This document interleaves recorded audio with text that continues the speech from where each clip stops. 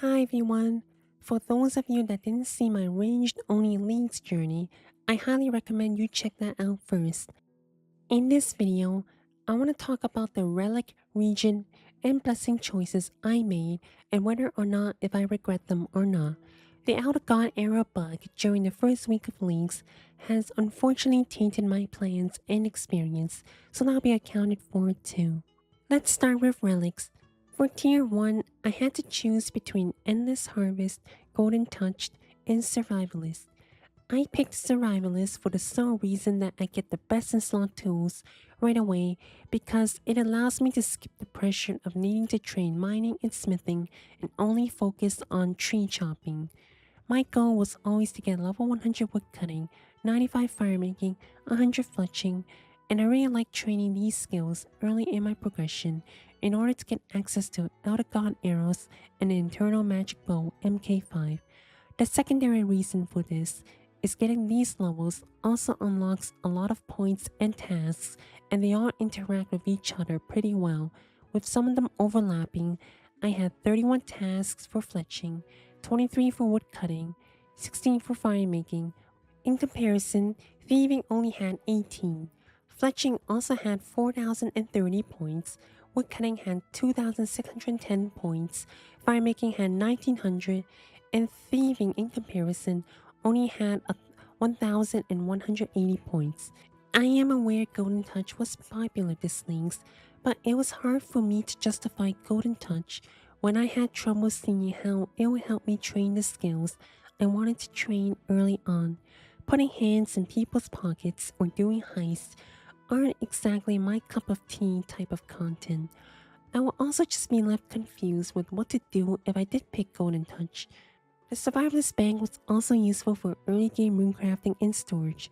The double resource gathering was nice for content like Gate of Lindness and Crosis because the double resource gathering actually works there. The archaeology chance to restore a relic was a nice bonus too. An argument I heard for picking Golden Touch was access to the secondary herbal ingredients, but they aren't something I will use early on, and once I reach that point where I do want them, it's very likely I would get them from doing content that I was going to do anyway, like Slayer or bosses. All it would do is making those drops feel pointless by the time I get to that point. And sure, I might have gotten 99 agility early if I did pick Golden Touch, but I will end up needing to do Anachronia agility course for double surge anyway regardless, and then I will end up at 99 agility in the end. So doing the agility course at 99 agility would just feel redundant, and my early game agility levels were solved by the circus and the gate of Olympus, which I had to do anyway. I won't deny that Golden Touch is a very strong relic, but I know I wouldn't have enjoyed Links as much if I was training a skill I disliked at the very beginning. For this reason alone, I do not regret my pick. For Tier 2, I had a choice between Divine Druid, Superheated, and Animal Wrangler. I picked Superheated, and the main reason was to train woodcutting and firemaking at the same time. While that was the initial reason, the other benefits have proven to be quite useful. First, the Buzzing Spirits gave me prayer experience, so in a way, this relic trained my prayer for me all the way to level 90. It also gave gems, GP, clue scrolls, and charms, which was a nice bonus which helped a lot in the early game with GP when I was doing the ranging guild method. Because I had access to the burial anvils for picking Kandarin, the double bar bonus and always being superheated was just really good, and the experience from burial anvils was insane. It also had a fishing bonus which also helped keep my cooking and fishing levels up early on. Overall, it was a solid pick.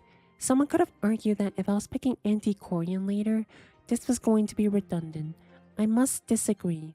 At the beginning, I would have wasted a lot of time micromanaging farming chronos whenever I don't want to burn logs, and that would just be annoying. Then when I mentioned smithing and prayer XP bonuses, this is the true winner for me. Animal Wrangler had no way to help get my arrows and bows, and Divine Druid, the only reason I thought about Divine Druid was to get access to the combination potions. The herb bonuses didn't matter to me because I'll be swarming in herb seeds from content I'm going to do anyway. And herbal levels, IA scaling easily got me 120 herb without this relic, so yeah. And divine charges, I don't need a relic to maintain a few charges of divine charges. For Tier 3, I had a choice between Assassin's Insight, Nature's Network, and Voidwalker. As someone who hates waiting for crops to grow, Nature's Network alone is a true winner. Because I picked the Mushroom Relic from last Leagues, I was already familiar with all the benefits of the Mushroom Teleports, and I exploited it to the maximum to get to places faster, or get to places I normally wouldn't have thought of being able to go to. Assassin's Insight was really for the Slayer Helm as its most attractive effect, and Voidwalker, I have beef with RNGesus. Nature's Network easily got me 9-9 farming, so I have no regrets. For Tier 4, I had to choose between Transmutation, Antiquarian, and Crystal Grace. I picked Antiquarian because having access to honor relics immediately was good. Although I had to spend some time getting some early game chronotes, the benefits were decent. Death Note early on made picking up bones more bearable when I was doing Slayer when my intention was to save them for Rejuvenate Transmutation. Having looked at the Door's Relic to boost drop rates on drop multipliers was okay. My only regret was that I should have picked Transmutation first and then picked Rejuvenate Antiquarian. I probably would have gotten some points faster. As for Crystal Grace, my thought process for picking this was to unlock Disruption Shield. I hated rune crafting, and I didn't have a reason to train it until for that one specific purpose where I needed rumbling components and I had to make a Teutonic mask, but I did have that solved with Transmutation Relic later. Antiquarian pretty much allowed me to AFK archaeology for many hours, especially when I need to cook for the family in real life. Combine that with Survivalist's chance to restore an artifact, it was just some amazing synergy. As for transmutation, my original reason for thinking about picking this was to be able to transmute to incandescent energy to transmute onyx dust into uncut onyx. More on this in Tier 6. Tier 5, I had a choice between Clue Relic, Production Master, and Devout. When I first started tiers, I didn't care about Devout, it's just a banker's note and I can live without it. I'm not much of a fan of training summoning, but it's not like I needed tons of them until the very late game. Its damage boost was negligible to me because I was more interested in my ranged power. Production Master was a strong choice as it sped up the skilling, but then when I look at clues, it looks severely nerfed compared to last year. The triple charge only applied to one piece instead of the whole set, which was a horrible bug. All of it looked pretty bad, right? Except I remember I hate clues. Let's say I didn't pick the clue relic. What's going to happen is I'm going to be met with needing to fill annoying hidey holes, which in my opinion is one of the most annoying thing to do.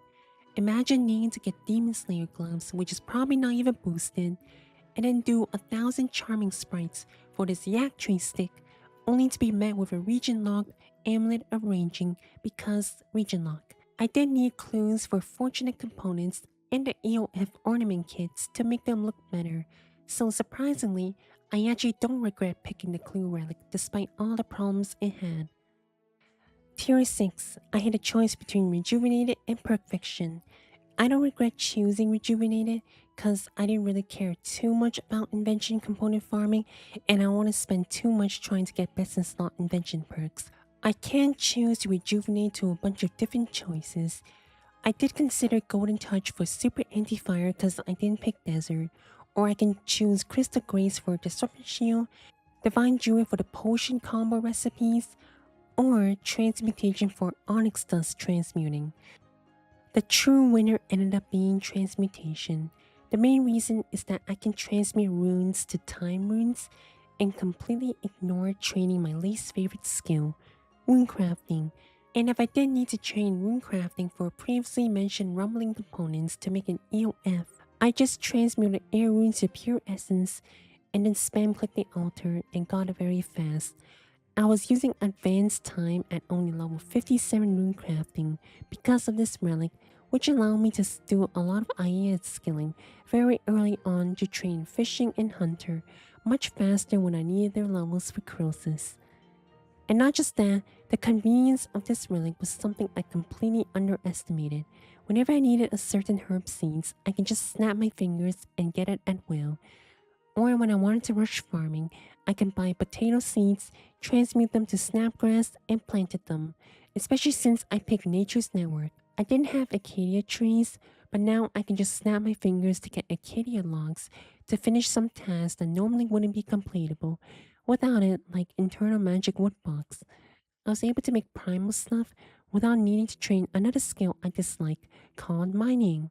And the best of all, it was a passive magic training XP.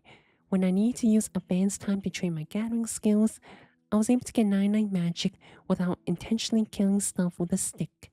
Transmutation was the most valuable relic for the sole reason that if I want something that's transmutable, all I need to do is snap my fingers. No regrets. In Tier 7, is there anything else to say? Icyenic Faith literally carried my 4K Sammy and 4K Archglaker. No regrets.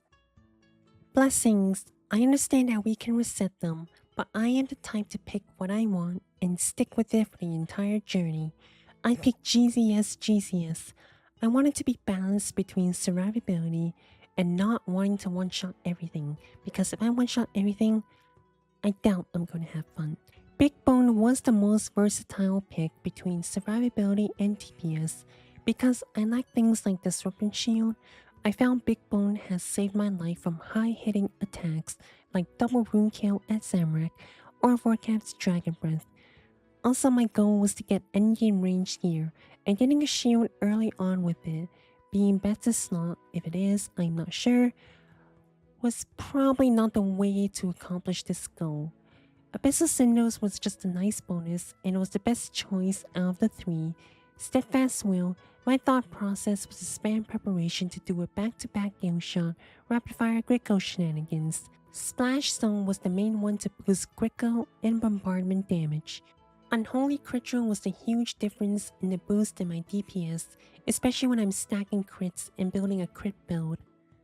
Last but not least, I picked Temper Heart because I also wanted to mess with Power Archive because I have Ancient Invention and I thought it would be fun.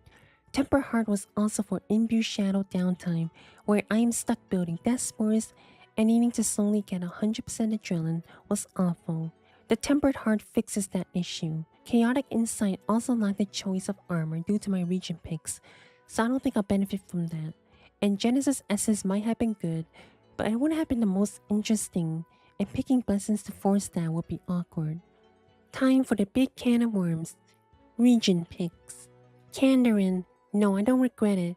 There are some things in this region that it did for me that I didn't think it would do. Sure, I picked it for numerous reasons like internal magic trees, the Ranger Guild for early game fletching, the circus on week 1, ancient invention, but some things just ended up being helpful that I didn't expect. As mentioned before, this region is rich in fletching and woodcutting tasks, which was my main focus early on. The World Wakes. Some of the rewards actually still worked, which helped a lot with boosting some XP. And picking Kandarin also gave me access to a burial anvil, which really helped boost in my smithing training. The Hall of Memories were great for divination training. As for Memoria of Gothics, I was still able to complete a decent number of engrams, which gave me huge chunks of divination XP. Otherwise, I would be miserable at the Gate of Lindenness. Water Fiends were something I spent a lot of time on since it took me forever to unlock the Wilderness region, so they ended up being my main training spot. Curado's Slayer dungeon was good for Slayer, especially when I get the Abyssal Demon task.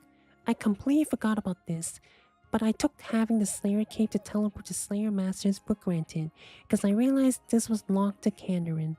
It would have been so miserable to not be able to teleport to Anachronia to get to Ripper Dinosaurs when I got Anachronia. The Wizard's Guild to buy runes, including soul runes before unlocking Wilderness, was super helpful. The player-owned farm was just really good for the early game beans, because apparently I heard beans was a problem for those that didn't have Kandarin. Those Zygomites I got from the hairstrike activity carried my beans, Mortmite fungus, and cooking potions, which I took a lot of advantage of. When I unlocked infinite advance time, of course. Anachronia region. Although the arrow bug messed me up, I don't regret picking this region. Greater Ricochet, Totem of Vitality, Double Surge, and the Slayer creature's knowledge I had for herb supplies, and of course, when the Elder God arrows got fixed, they were just too good to pass up. It was also the only way I can have a cactus patch and the Extinction Lamps and the Ringer Vigor passive was nice. And most importantly of all, Dream of Aiya carried big time for AFK skilling, especially for crosses or when I need to cook dinner in real life. Last but not least, the Wilderness. I unlocked the Wilderness super late into my progression, which meant all the early game stuff I had planned with it fell apart, so I really only used it for Eldritch Crossbow AOF, Calgarian Demon pouches, and that one Abyss Rune crafting training method for rumbling components. Everything else I pretty much ignored. I didn't even do proper dungeoneering at all. I felt I spent the least amount of time doing wilderness tasks. So no, I don't regret any of my region picks. The fact I didn't pick desert, which meant I have 2 less EOFs to worry about. Sure, I also lost Kuroming, Aftershock, and Siren components, but I heard one of the blessing tasks was a 4K Telos, which surely is way harder than killing a Mythril Dragon, Fire Giant, or Legions. And of course, as previously mentioned, the amount of tasks and points I had from each region for the skills I actually want to do was the big reason as well. So no, I don't regret any region picks. Anyways, that's how I feel about my choices. I'm glad that all the choices I made went exactly the way I expected it to go, minus the Elder God era bug, of course. Thank you all for joining me on my ranged only links journey. If you haven't done so, be sure to subscribe. Thank you for watching, and bye bye.